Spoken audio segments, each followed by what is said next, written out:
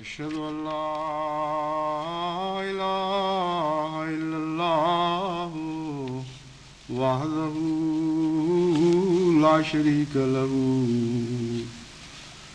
وأشهد أن محمدا عبده ورسوله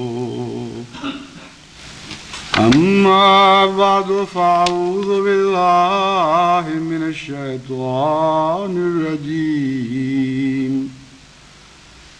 بسم الله الرحمن الرحيم الحمد لله رب العالمين الرحمن الرحيم مالك يوم الدين إياك نعبد وإياك نستعين اهدنا الصراط المستقيم صراط الذين أنعمت عليهم غير المغضوب عليهم ولا الضالين۔ پاکستان کی موجودہ حکومت نے جو احمدیت کی تکذیب کی مہم چلا رکھی ہے اس کی کئی شکلیں ہیں۔ ایک تو ملک کے معصوم عوام پر دباؤ ڈال کر ان کے مفادات کو اس شرط کے ساتھ مشروط کر کے کہ جب تک حضرت اقدس مسیح موعود علیہ السلام کی تکذیب نہیں کریں گے ان کے کام نہیں چل سکیں گے۔ انہوں نے حضرت اقدس مسیح موعود علیہ السلام کی تکذیب کو ایک عوامی شکل دے دی ہے، ایسی عوامی تحریک نہیں کہ جس میں لوگوں کے دل سے از خود یہ خواہش اٹھے، بلکہ ملک کا قانون مجبور کر رہا ہے ہر پاکستانی شہری کو کہ وہ حضرت مسیح موعود علیہ السلام کی تکذیب کرے، ورنہ بعض مفادات سے محروم رہ جائے۔ یہاں تک کہ ووٹ کا حق بھی اب کسی پاکستانی کو نہیں مل سکتا جب تک وہ حضرت اقدس مسیح موعود علیہ السلام کی تکذیب نہ کرے۔ اور بکثرت ایسی مثالیں پاکستان کے اندر بھی اور پاکستانی شہریوں میں سے ان کی جو باہر بستے ہیں ہمارے سامنے آتی ہیں کہ وہ احتجاج کرتے ہیں، وہ شور مچاتے ہیں، کہتے ہیں ہم نہیں جانتے کہ وہ کیا تھے اور کیا واقعتاً خدا تعالیٰ نے انہیں بھیجا بھی تھا کہ نہیں، اس لیے یہ گناہ ہمارے سر پر نہ رکھو۔ لیکن چونکہ ان کے کام نہیں چل سکتے اور ان کو مجبور کیا جاتا ہے، اس لیے بالآخر ان میں سے بھاری تعداد تکذیب پر دستخط کرنے پر مجبور ہو جاتی ہے۔ پھر دوسرا طریق تکذیب کا یہ ہے کہ احمدیوں کو ان کے مفادات سے محروم رکھا جانا، ان کے اوپر مظالم توڑنا، ان پر ظلم کرنے والوں کی تائید کرنا، ان کے مال لوٹنے والوں کی حفاظت کرنا، ان کی جان لوٹنے والوں کو حکومت کی چھتری کے تلے امن دینا،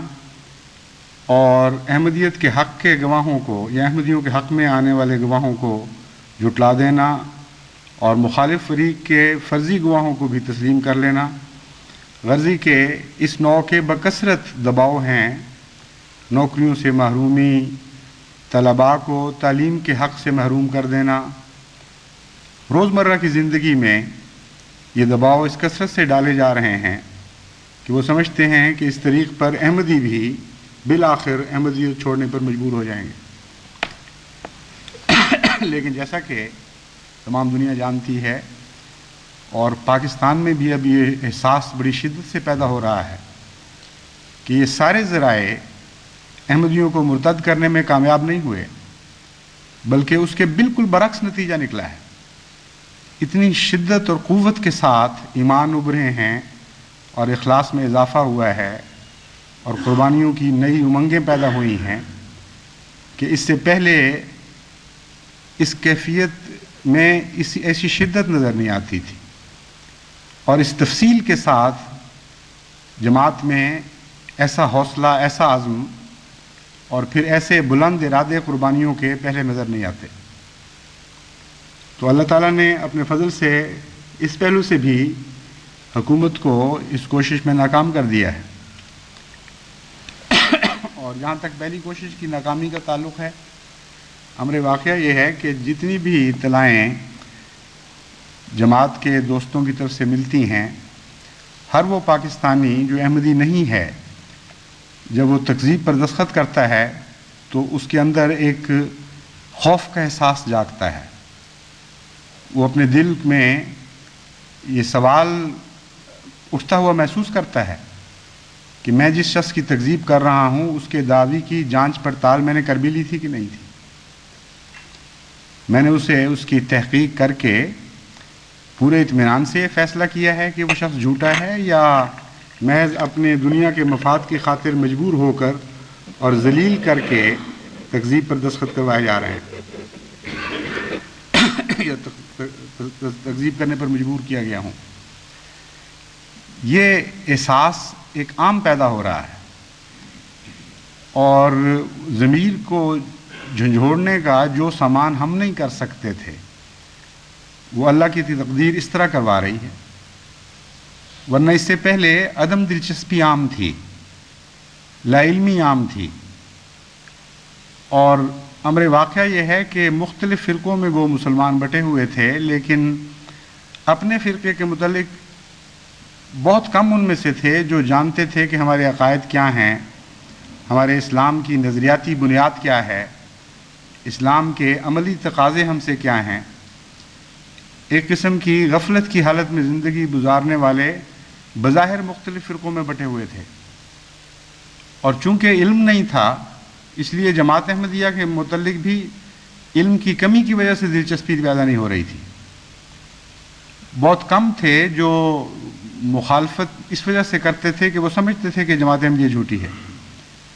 بھاری تعداد مولویوں کے ڈر سے، عوام الناس کے دباؤ کے پیش نظر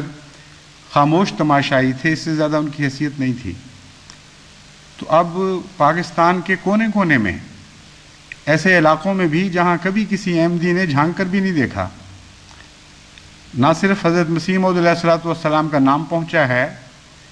بلکہ ہر جگہ ضمیر کو کچوکے دیے گئے ہیں، اور کلیتاً لا علم آدمیوں کو بھی ایک ایسے فیصلے پر مجبور کیا گیا ہے جس کا وہ مجاز نہیں تھا۔ تو اس کے نتیجے میں جو احمدیت میں دلچسپی پیدا ہو سکتی تھی وہ ہو رہی ہے، اور اس کے اثرات ابھی سے ظاہر ہونے شروع ہو گئے ہیں۔ تیسری کوشش وسیع پیمانے پر اشاعت کی لٹریچر کے ذریعے ہوئی، اور تمام دنیا میں مختلف زبانوں میں بعض پمفلیٹس تقسیم کروائے گئے، پاکستان ایمبیسی کے ذریعے بھی اور براہ راست بھی، جس میں سراسر کذب اور افتراء سے کام لے کر حضرت اقدس مسیح موعود علیہ السلام کی کردار کشی کی کوشش کی گئی ہے۔ اور سب سے زیادہ تکلیف دہ امر جو جماعت کے لیے ہے، خصوصاً پاکستان کے احمدیوں کے لیے، جہاں دن رات اخباروں میں بھی یہی چرچا چل رہا ہے، اور حکومت کروڑوں روپیہ خرچ کر کے حضرت مسیح موعود علیہ السلام کو گالیاں دلوا رہی ہے اور دے رہی ہے، اور تکذیب میں کسی بھی دنیاوی، عقلی، انسانی، اخلاقی قانون کو پیش نظر نہیں رکھ رہی۔ ایسے ایسے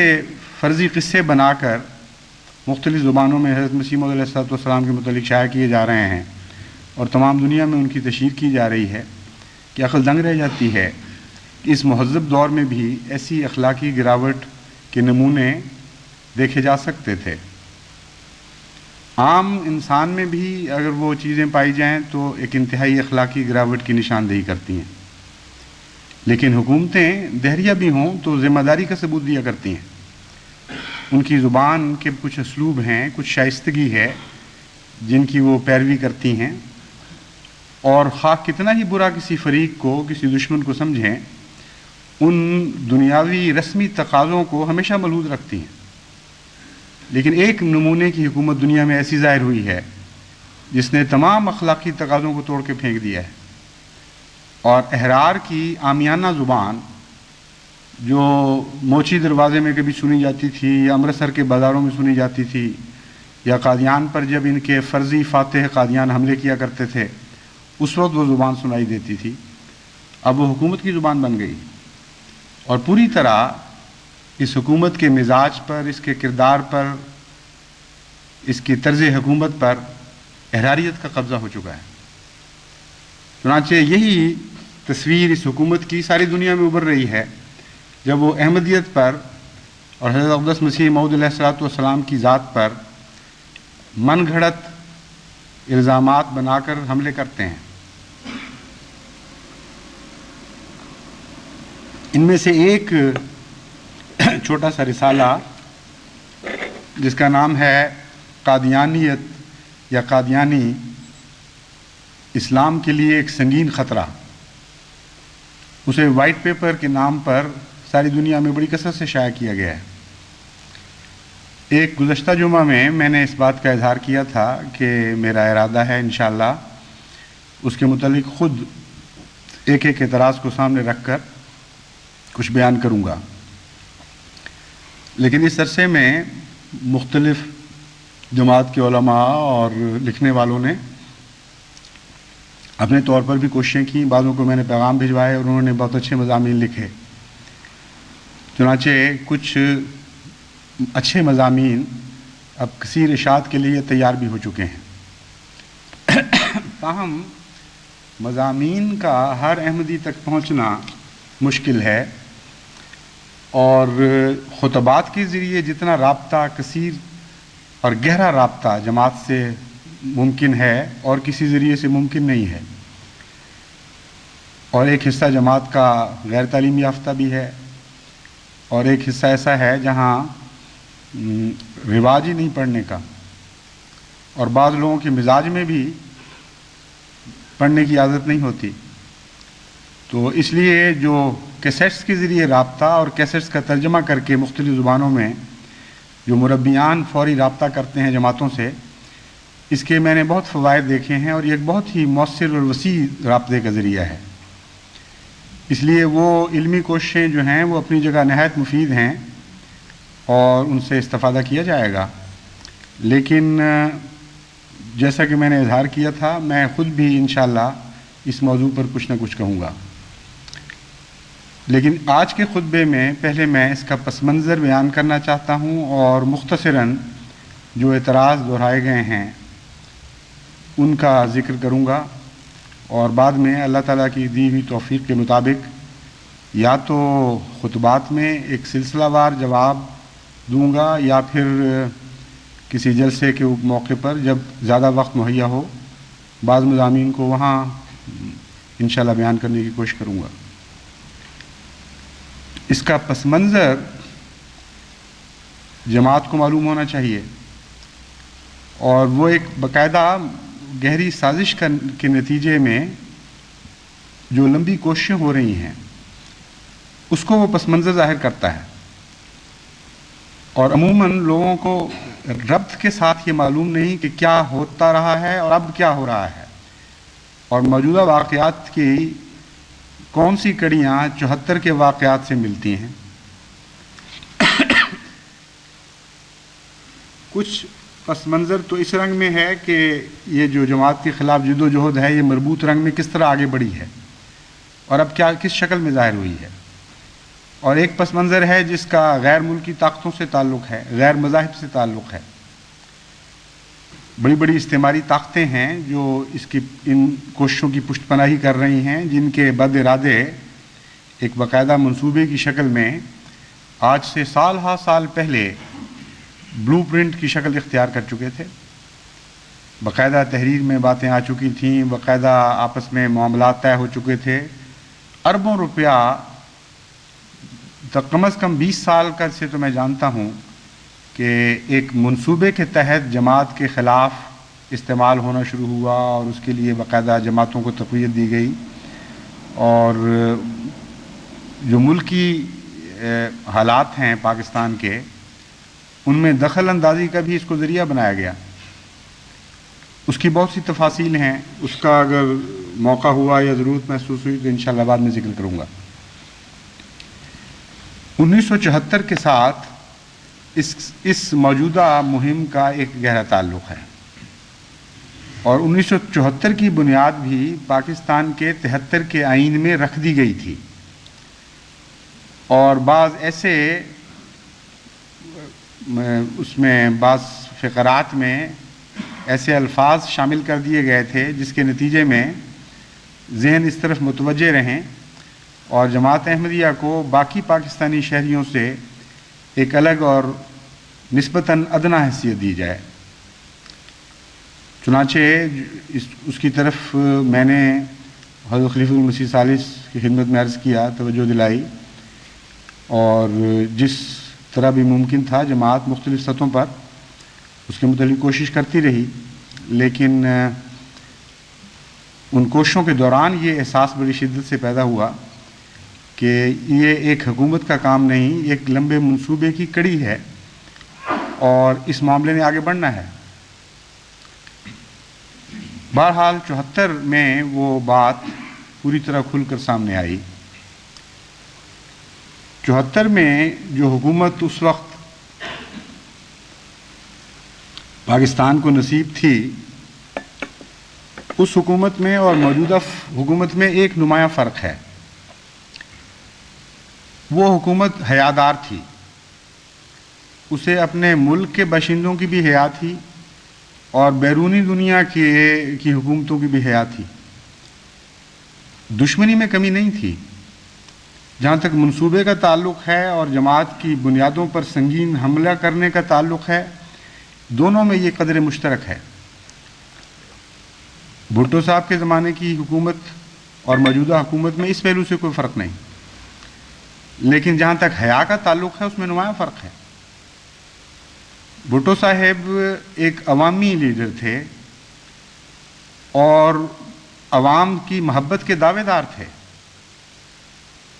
اور وہ چاہتے تھے کہ اپنے ملک کے عوام میں وہ ایک ہر دل عزیز لیڈر رہیں، اور ان کو یہ محسوس نہ ہو کہ میں دھاندلیاں کر کے آمرانہ طریق اختیار کرتا ہوں سوائے اس کے کہ اشد مجبوری ہو۔ تو جماعت احمدیہ کے متعلق جو اقدامات انہوں نے کیے، ان سے پہلے اسے ایک عوامی عدالت کا رنگ دیا، اور نیشنل اسمبلی میں وہ معاملہ رکھا گیا اور جماعت کو بھی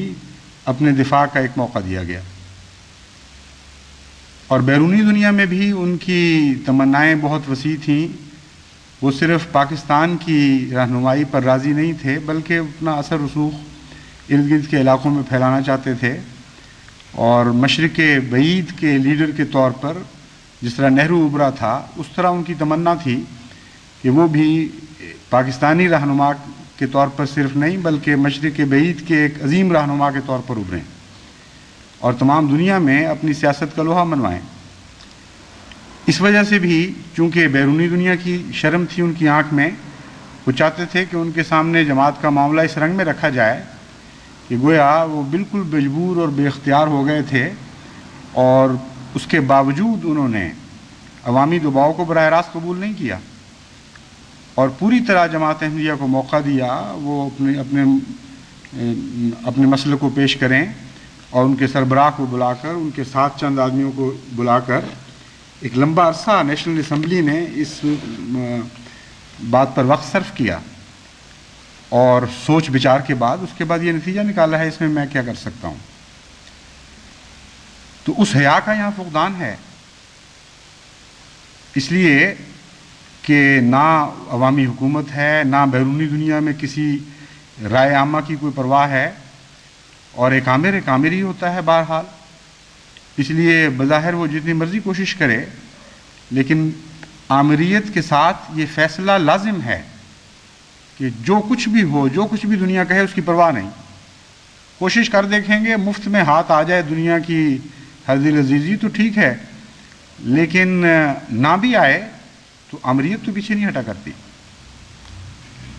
اس لیے آمریت میں جو حیا کا فقدان ہے وہ موجودہ مہم میں بالکل ظاہر و باہر ہے۔ اس حکومت نے اپنے فیصلے کے دوران جماعت کو موقع تو دیا، اور 14 دن نیشنل اسمبلی میں سوال و جواب ہوئے، جماعت نے اپنا موقف تحریری بھی پیش کیا، لیکن ساتھ وہ ہوشیار اور کائیاں حکومت بھی تھی۔ اس دوران ہی انہوں نے محسوس کر لیا کہ اگر یہ باتیں عام ہو گئیں اور جو سوال جواب ہو رہے ہیں اسمبلی کے، جو کارروائی کی جا رہی ہے، اگر یہ اس کی تمام رویداد دنیا کے سامنے پیش کر دی گئی تو ہمارا مقصد حل نہیں ہو سکے گا، بلکہ برعکس نتیجہ نکل سکتا ہے۔ اور عین ممکن ہے کہ بجائے اس کے کہ لوگ کہیں کہ جماعت کو ہر قسم کا حق دینے کے بعد ایک جائز فیصلہ ہوا ہے، بالکل برعکس نتیجہ یہ دنیا نکالے کہ جماعت تو بہت ہی زیادہ مظلوم ثابت ہوئی ہے۔ اتنے مضبوط دلائل، اتنے قوی دلائل، اور جو عقلی بھی ہیں اور نقلی بھی، ان کے بعد یہ نتیجہ تم نکال کیسے سکتے ہو کہ جماعت احمدیہ راستے پر نہیں ہے؟ چنانچہ اس کی پیش بندی یہ کر لی گئی کہ جماعت کو قانوناً حکماً مجبور کیا گیا کہ جو بھی کارروائی ہو رہی ہے اس کا کوئی نوٹ، کوئی ریکارڈنگ وہ اپنے پاس نہیں رکھیں گے، اور یہ فیصلہ کر لیا گیا کہ اس کارروائی کو دنیا میں ظاہر نہیں ہونے دینا۔ اس کارروائی کا نتیجہ کیا تھا وہ اس بات سے بھی ظاہر ہو سکتا ہے کہ ایک نیشنل اسمبلی کے ممبر سے ایک موقع پر سوال ہوا کہ آپ اس کارروائی کو شائع کیوں نہیں کرواتے، جب اتنے جھوٹے لوگ ہیں کہ ساری نیشنل اسمبلی نے آپ کے بیان کے مطابق متفقہ فیصلہ دے دیا ہے کہ جماعت احمدیہ غلط ہے اپنے عقائد کے لحاظ سے، اس کا اسلام سے تعلق نہیں، تو پھر شائع کریں اور ان کا جھوٹ دنیا پہ ظاہر کریں۔ تو انہوں نے ہنس کے جواب دیا کہ شائع کریں، شکر کرو کہ ہم شائع نہیں کرتے، اگر ہم شائع کر دیں تو آدھا پاکستان احمدی ہو جائے۔ میں سمجھتا ہوں آدھا تو ان کی کثر نفسی تھی، اگر حقیقتاً پاکستان کے شریف عوام تک جماعت احمدیہ کا موقف پہنچ جائے تو کوئی وجہ ہی نہیں کہ سارا پاکستان احمدی نہ ہو جائے، سوائے اس کے ان چند محروموں کے جو ہمیشہ محروم رہتے ہیں، ان کے مقدر میں ہدایت نہیں ہوتی۔ وَمَن يُضْلِلْهُ فَلَا هَادِيَ لَهُ، کوئی دنیا کی طاقت ان لوگوں کو ہدایت نہیں دے سکتی جن کو اللہ تعالیٰ ہدایت نہیں دینا چاہتا۔ تو ایسے استثناءات تو موجود ہیں، لیکن مجھے پاکستان کی بھاری اکثریت سے یہ حسن ظن ہے کہ ان تک اگر جماعت احمدیہ کا موقف صحیح پہنچے، خصوصاً اس دور کی نسلوں تک جو نسبتاً زیادہ معقولی رنگ رکھتی ہیں اور تقلید کی اتنی قائل نہیں رہیں جتنی پچھلی نسلیں قائل تھیں، تو یقیناً ان کی ایک بھاری اکثریت بفضل تعالی احمدی ہو جائے گی۔ چنانچہ اس حکومت نے اس کی پیش بندی ایسے کی کہ جماعت احمدیہ کے اوپر یک طرفہ حملے تو کیے لیکن جواب کی اجازت ہی نہیں دی، موقع ہی نہیں پیدا ہونے دیا۔ حملوں سے پہلے ہی ایسا رویہ اختیار کر لیا کہ جماعت کا وہ لٹریچر ضبط ہو جائے جس میں ان کے آئندہ کیے جانے والے حملوں کا جواب موجود ہے۔ اور یہ جو تضاد پایا جاتا ہے حکومت کی پالیسی میں، اس سے بظاہر ایک بے عقلی کی بات بھی نظر آتی ہے، لیکن بے عقلی سے زیادہ اس میں شرارت اور چالاکی پائی جاتی ہے کہ ایک طرف یہ کہتے ہیں کہ حضرت مسیح موعود علیہ الصلوۃ والسلام کا لٹریچر اس لیے ضبط کیا جا رہا ہے کہ اس سے پاکستان کے لوگوں کی دل آزاری ہوتی ہے، اور دوسری طرف اس میں سے صرف وہی جملے نکال کر شائع کیے جا رہے ہیں جن سے وہ دل آزاری ہوتی ہے ان کے خیال کے مطابق۔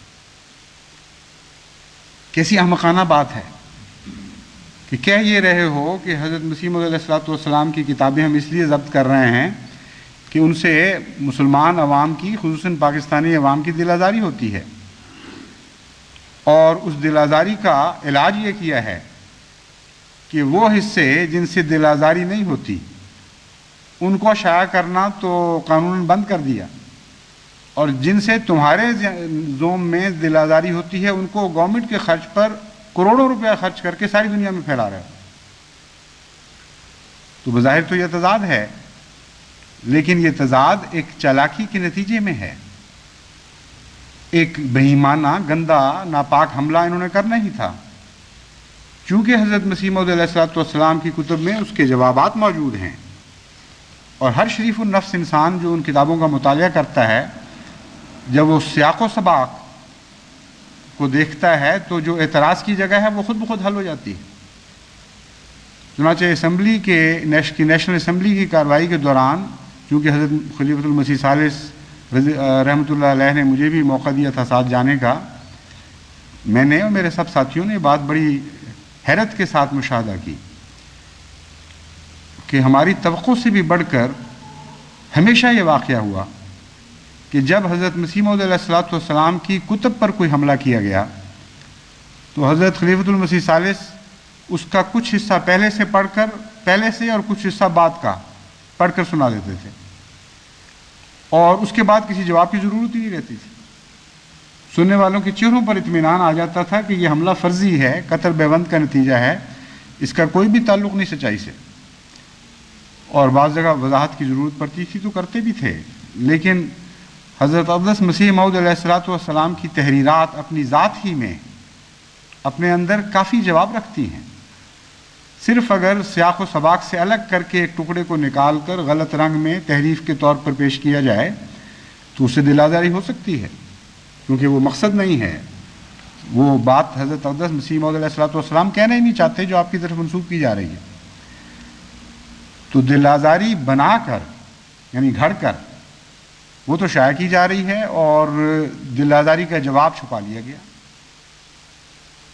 تو یہ تھی اس حکومت کی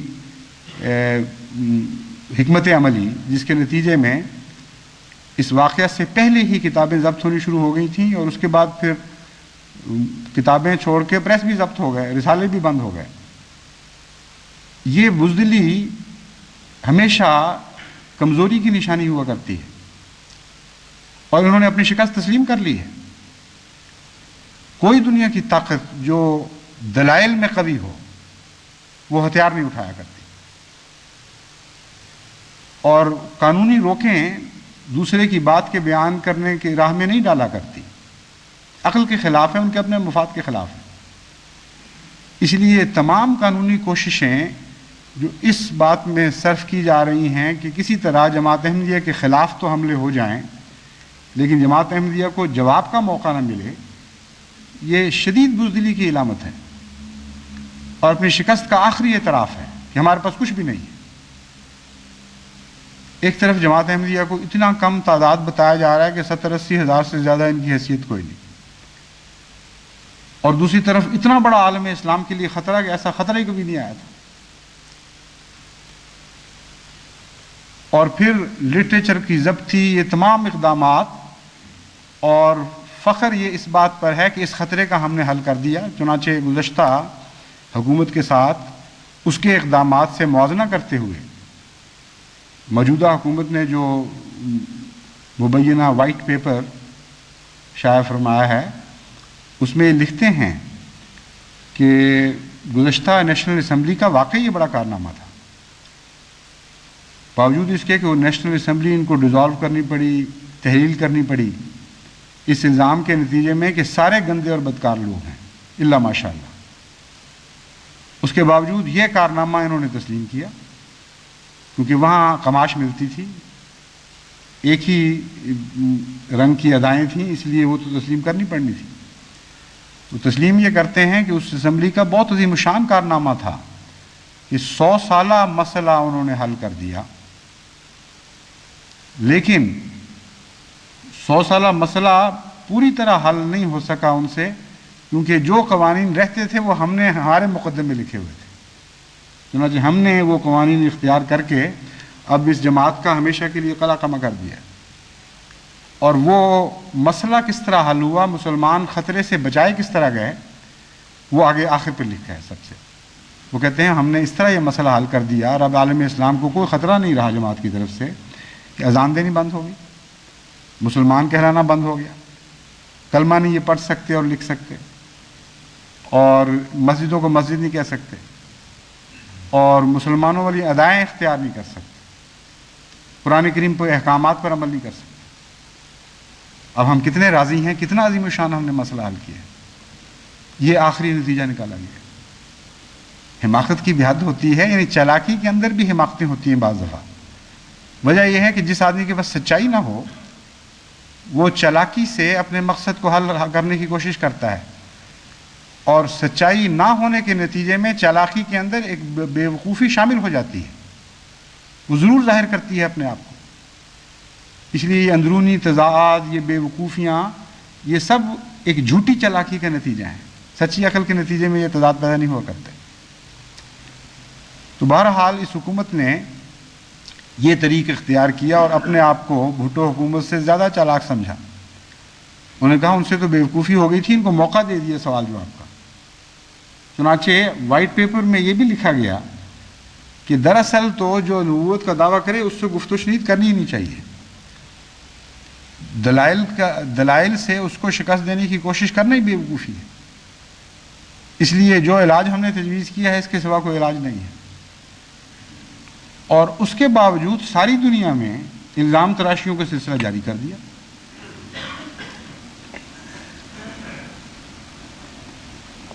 لیکن قرآن کریم سے پتہ چلتا ہے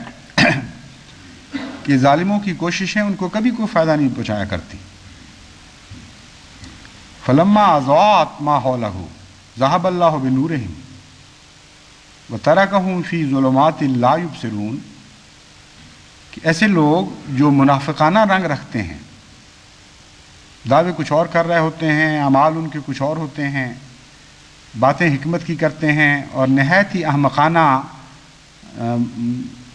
حرکتیں حکمت کے ساتھ ساتھ بھی جاری رہتی ہیں، ان کی کوششیں کبھی ان کو فائدہ نہیں پہنچایا کرتی. وہ آگ تو ضرور بھڑکا دیا کرتے ہیں، لیکن آگ سے جو تماشا دیکھنا چاہتے ہیں خدا تعالیٰ ان کو اس تماشے سے محروم کر دیا کرتا ہے، ان کا نور بصیرت چھین لیتا ہے. آگ تو وہ جلانے کے لیے بھڑکاتے ہیں، لیکن وہی آگ ان کو اپنے نور سے بھی محروم کر دیتی ہے. ذہب اللہ بنورہم. اور پھر ان کو ایسے ظلمات کی حالت میں چھوڑ دیتا ہے کہ وہ کچھ بھی دیکھ نہیں سکتے. چنانچہ ان کی یہ کوشش بھی عملاً بالآخر جماعت احمدیہ کے فائدے کا موجب بنی ہے اور بنتی چلی جائے گی.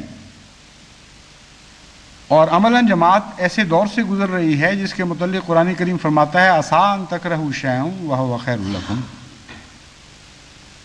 کہ بسا اوقات ایسا ہوتا ہے اور تم سے بھی ایسا ہوگا کہ تم ایک چیز کو ناپسند کرتے ہو، تمہارے دل دکھتے ہیں، تکلیف پہنچتی ہے، وہو خیر لکم، لیکن بہرحال وہ تمہارے لیے خیر کا موجب ہوتی ہے. بچوں کو تم کڑوی دوائیاں پلاتے ہو، ٹیکے کرتے ہو، چیختے چلاتوں کے ہاتھ پکڑ لیتے ہو اور بس نہیں جانے دیتے، کوئی پیش نہیں جانے دیتے. تم اپنے بچوں سے یہ سلوک کرتے ہو جانتے ہوئے کہ بالآخر اس میں ان کا فائدہ مضمر ہے. تو ہم بھی بعض دفعہ تمہارے لیے ایسی تدبیریں کریں گے کہ جن سے تمہیں انتہائی تکلیف پہنچے گی، لیکن بالآخر وہ تمہارے لیے فائدہ کا موجب ہوں گی. چنانچہ جماعت احمدیہ کے متعلق جو پاکستان کی حکومت نے ساری دنیا میں لٹریچر شائع کروایا ہے، اس کا ایک بہت بڑا فائدہ یہ ہوا کہ ساری دنیا میں جماعت کی طرف توجہ شروع ہو گئی. بعض لوگوں کے خواب و خیال میں بھی نہیں تھا کہ جماعت احمدیہ کوئی جماعت بھی ہے دنیا میں. ان تک یہ اطلاعیں پہنچیں، سارے دنیا کے اخباروں نے ان معاملات کا نوٹس لیا، اور احمدیت اپنی شہرت کے لحاظ سے، معروف ہونے کے اعتبار سے آج اس آرڈیننس کے جاری ہونے سے قبل کے وقت سے کم 20 گنا زیادہ معروف ہو چکی ہے. یعنی تمام امریکہ میں، تمام انگلستان میں جب لوگوں کی بھاری اکثریت آپ سے بالکل ناواقف تھی. ایک دو مشنز کے ذریعے کروڑوں کی آبادی کو ہلایا تو نہیں جا سکتا، دلچسپی نہیں لیتے. لیکن جن حالات سے جماعت گزری اور مصائب سے دوچار ہوئی، اس کے نتیجے میں ایک انسانی ہمدردی پیدا ہوئی، اور اس ہمدردی کے نتیجے میں جماعت کے معاملے میں دلچسپی پیدا ہوئی. جماعت کے لٹریچر کو لوگوں نے پڑھنا شروع کیا اور پوچھنے لگے کہ تم ہو کیا. پھر اس کے علاوہ جو کسر رہ گئی تھی وہ حکومت پاکستان کے اس بہیمانہ لٹریچر نے پوری کر دی، کیونکہ ان کے لٹریچر کی طرز ہی ایسی ہے جس سے اندازہ ہو جاتا ہے ایک معقول آدمی کو کہ ہے بیچ میں کوئی دال میں کالا کالا. ضرور کوئی ایسی بات ہے جو ایک طرف جماعت کہتے ہیں کہ ہیں ہی تھوڑے سے چند ہزار آدمی 100 سال میں جو سارا زور لگانے کے باوجود 70,000 سے زیادہ نہ بڑھ سکے، ان سے ایک اتنی بڑی کروڑوں کی حکومت خائف ہو جائے اور سارے عالم اسلام کے لیے خطرہ قرار دے رہی ہو. اتنی احمقانہ بات ہر آدمی تو ہضم نہیں کر سکتا. اس لیے اس مضمون کو پڑھنے کے نتیجے میں خود ہی ایک ایسا آدمی بھی جس کو جماعت کے متعلق کچھ بھی علم نہ ہو، اپنے اندر ایک ہمدردی محسوس کرتا ہے، کم سے کم معلوم کرنے کی جستجو اس میں ضرور پیدا ہو جاتی ہے. اب جماعت اس کے نتیجے میں اللہ تعالیٰ کے فضل سے ہمارے لیے ایک اور موقع بہت اچھا ہاتھ آ گیا جس سے ہم پہلے کھو چکے تھے، اور ان کی چالاکی الٹ پڑ گئی ہے. گزشتہ حکومت نے جو ہاتھ باندھے ہوئے تھے ہمارے، وہ ہاتھ کھول دیے انہوں نے ہمیں موقع دیا اپنے جوابات کا، اور ساتھ پابند کر دیا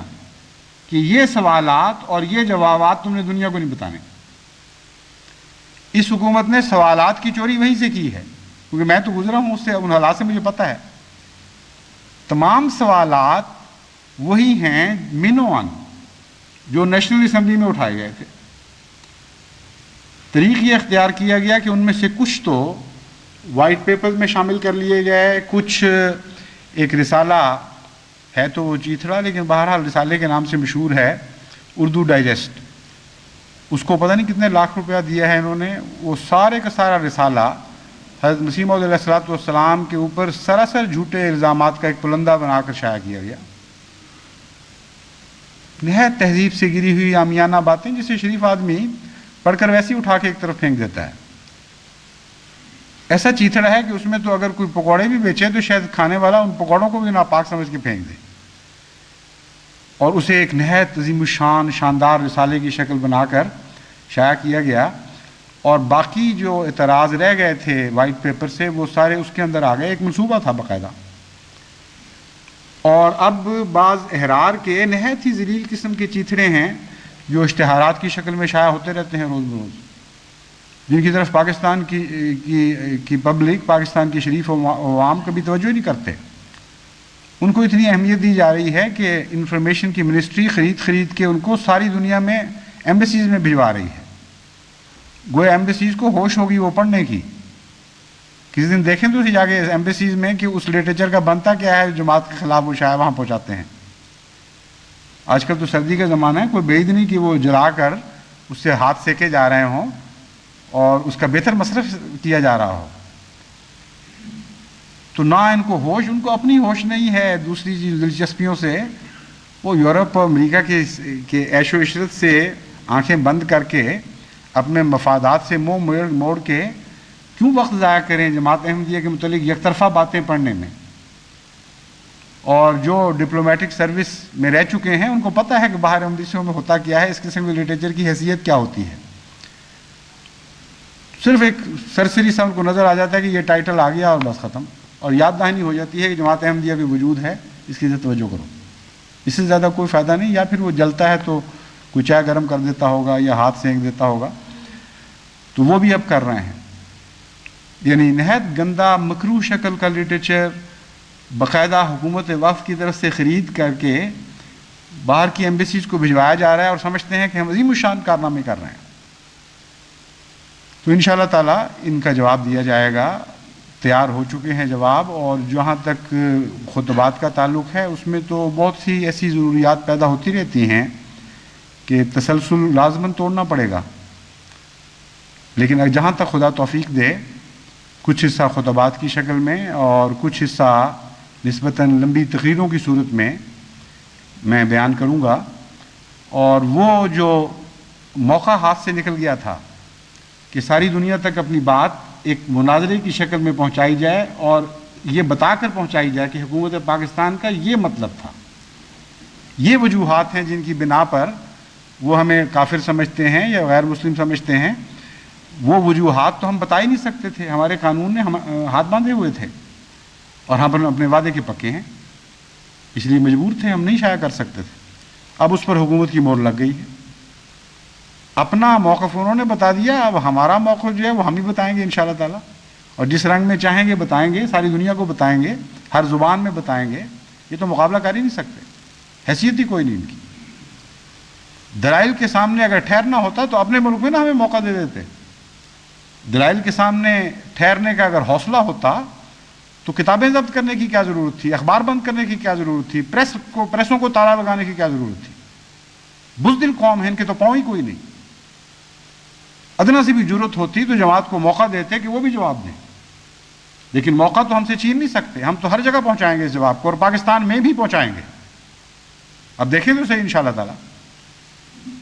کوئی دنیا کی طاقت جماعت احمدیہ کی ترقی کو روک نہیں سکتی، کیونکہ خدا کی قائم کردہ جماعت ہے۔ رہا یہ سوال کہ یہ جماعت احمدیہ کے یہ حالات کب تک رہیں گے، جیسا کہ میں نے پہلے بیان کیا ہے، اس کے متعلق تو اللہ ہی بہتر جانتا ہے، لیکن میں صرف اتنا کہہ کر یہ اب آج کا خطبہ، آج کا خطاب ختم کروں گا کہ بعض لوگوں کے خطوں سے کچھ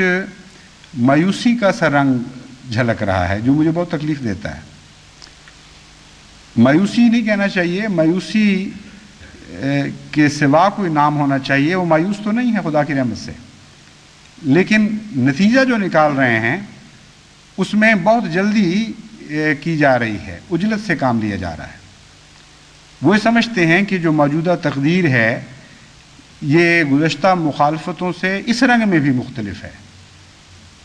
کہ اب غالباً اس ملک سے ہمارے مرکز کو ہجرت کرنی پڑے گی،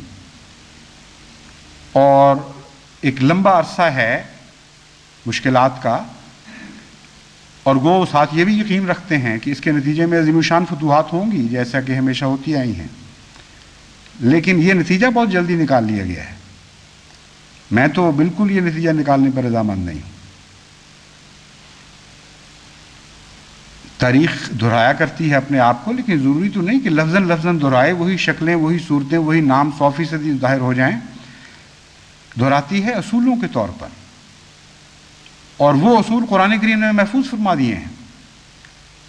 وہ اصول تو ضرور دہرائے جائیں گے کیونکہ وہ سنت اللہ کہلاتے ہیں اور سنت انبیاء بن جایا کرتے ہیں، لیکن ان اصولوں کے نقوش مختلف بھی ہو سکتے ہیں، جو عملاً جس طرح وہ جاری ہوں ان کی شکلیں بدل سکتی ہیں، اور پھر یہ فیصلہ کر لینا کہ اب یہ واقعہ یوں ظاہر ہو گیا ہے، یہ تو جب تک اللہ تعالیٰ خود خبر نہ دے دے واضح طور پر، یا تقدیر اس طرح کھل کر سامنے نہ آ جائے کہ اسے تسلیم کیے بغیر چارہ نہ ہو، اس میں جلدی نہیں کرنی چاہیے۔ خدا کی کسی تقدیر سے ہم نہیں ڈرتے، خدا کی کسی تقدیر سے ہم ناراض نہیں ہو سکتے، لیکن اس کے باوجود میں اس لیے آپ کو تاکید کرتا ہوں کہ جلدی نہ کریں اس فیصلے میں، کیونکہ جب آپ یہ فیصلہ کریں گے تو آپ کی دعاؤں میں کم ہمتی آ جائے گی، آپ کی دعاؤں کی بے قراری کچھ کم ہو جائے گی، آپ سمجھیں گے کہ لمبا معاملہ ہے، کوئی فرق نہیں پڑتا، ہوتا آیا ہے اس طرح، اور وہ جو بے تابی اور بے قراری کی دعائیں تھیں ان میں وہ شدت نہیں رہے گی، یہ بڑا نقصان ہے۔ اس لیے تقدیر تو وہی چلے گی جو خدا کی تقدیر ہے، اس کو تو آپ نہیں بدل سکتے، لیکن اپنی دعاؤں اور التجاؤں کا حوصلہ کیوں نیچا کرتے ہیں؟ سپاہی تو وہ ہوتا ہے جو آخر وقت تک میدان میں لڑتا رہتا ہے اور سینے پہ گولی کھاتا ہے۔ تو ہم خدا کی تقدیر سے تو نہیں لڑ سکتے، لیکن خدا کی تقدیر نے خود ہی ہمیں اپنی تقدیر کے مقابلے کا ایک گر بھی سکھایا ہوا ہے، اور وہ ہے عاجزانہ دعائیں۔ اور عاجزانہ دعاؤں کی تقدیر بھی ایک الگ تقدیر ہے جو کام کر رہی ہوتی ہے، اور اللہ تعالیٰ فرماتا ہے کہ یہ تقدیر بعض دفعہ ایسی قوی ہو جاتی ہے کہ اس کے لیے میں اپنی تقدیر دوسری تقدیر بدل لیا کرتا ہوں اور دعاؤں کی تقدیر کو غالب کر دیا کرتا ہوں۔ حضرت مسیح موعود علیہ الصلوۃ والسلام نے جو عظیم الشان معجزہ عرب میں رونما ہوا اس کا تجزیہ فرمایا وہ یہی تھا کہ قوم نے جو سلوک کیا حضرت صلی اللہ علیہ وآلہ وسلم سے، اس کا نتیجہ تو صرف یہ نکلنا چاہیے تھا کہ ساری قوم ہلاک ہو جاتی اور تہہ بالا کر دی جاتی۔ نوح کی قوم سے زیادہ وہ اس بات کی سزاوار تھی کہ ایک فرد بشر بھی ان مخالفین میں سے باقی نہ چھوڑا جاتا۔ وہ جو طائف کے بعد واقعہ گزرا ہے اور اللہ تعالیٰ نے فرشتوں کے ذریعے حضرت صلی اللہ علیہ وآلہ وسلم کو پیغام بھیجا، اس میں یہی تو حکمت ہے جو ظاہر کی گئی ہے کہ ہر گندے سلوک پر خدا کی تقدیر یہ چاہتی ہے کہ ان کو ہلاک کر دے، لیکن اے محمد تیرے دل کی آرزو بھی ایک تقدیر بنا رہی ہے خدا کے نزدیک، تیری عاجزانہ دعائیں اور التجائیں بھی ایک تقدیر بنا رہی ہیں اور وہ بھی خدا کی تقدیر ہی کا حصہ ہیں، اور میرے نزدیک تیرے جذبات، تیری دعائیں ہر دوسری تقدیر سے زیادہ اہمیت رکھتی ہیں، اس لیے تیرے منشا کے بغیر، تجھ سے پوچھے بغیر کہ اس قوم کے ساتھ میں کیا سلوک کروں، میں اپنی دوسری تقدیر ظاہر نہیں کروں گا۔ لیکن دوسری تقدیر کیا تھی؟ وہ یہ تھی کہ اگر تیرا دل چاہتا ہے، اگر تو اتنا بیزار اور دکھی ہو چکا ہے کہ ان کو مٹانے پر آمادہ ہو گیا ہے، تو میں اپنے فرشتوں کو حکم دوں گا اور وہ دو پہاڑوں کو اس طرح اکٹھا کر دیں گے کہ ہمیشہ کے لیے طائف کی بستی کا نشان دنیا سے مٹ جائے گا۔ یہ تو ایک چھوٹا سا واقعہ تھا جو مخفی تقدیر الہی کے اظہار کے طور پر ہمارے سامنے آیا، مگر حضرت صلی اللہ علیہ وآلہ وسلم صرف اسی وقت تو خدا کو پیارے نہیں تھے، صرف وہی ایک دور تو نہیں تھا اس میں آپ نے دکھ اٹھایا اللہ کی راہ میں، ہر آن آپ کے دل پر ایک قیامت ٹوٹا کرتی تھی،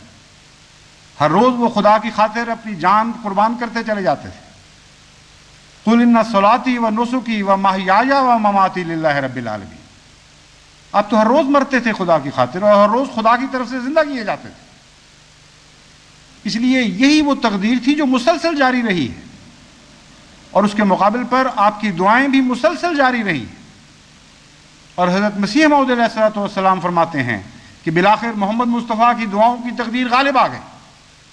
اور آسمان پر سنی گئی، اور وہ قوم جس کی ہلاکت مقدر ہو چکی تھی اس کو ہمیشہ کی زندگی عطا کی گئی۔ اس آقا کی غلامی کے آپ دعوے دار ہیں، اسی کے نقش قدم پر چلیں، اس قوم کی ہلاکت میں جلدی نہ کریں بلکہ اس قوم کے احیاء کے لیے التجائیں کریں۔ خدا کرے کہ ایسا ہی ہو اور جلد تر یہ قوم سمجھ جائے۔ جہاں تک میری ذات کا تعلق ہے، میں تو یہی سمجھتا ہوں کہ 1984 کا سال احرار کا سال تھا اور انشاءاللہ 1985 کا سال جماعت احمدیہ کا سال ثابت ہوگا۔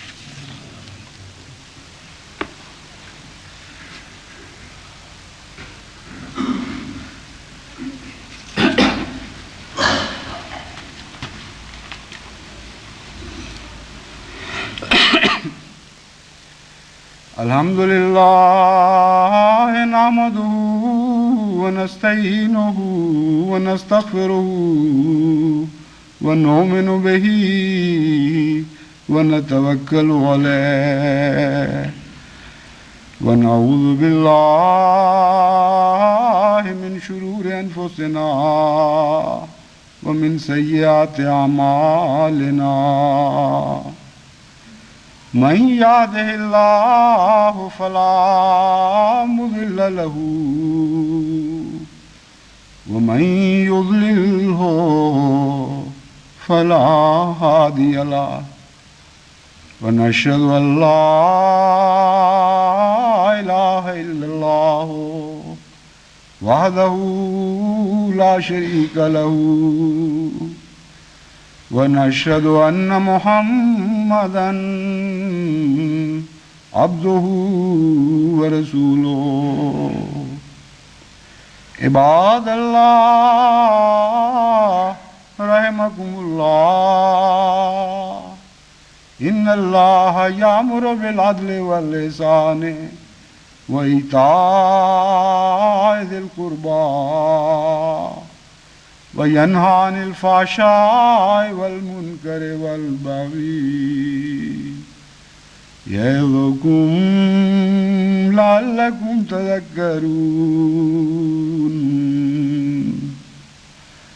उज़्कुरुल्लाह यज़्कुरकुम वदूहु यस्तजिब लकुम वलज़िक्रुल्लाहि अकबर।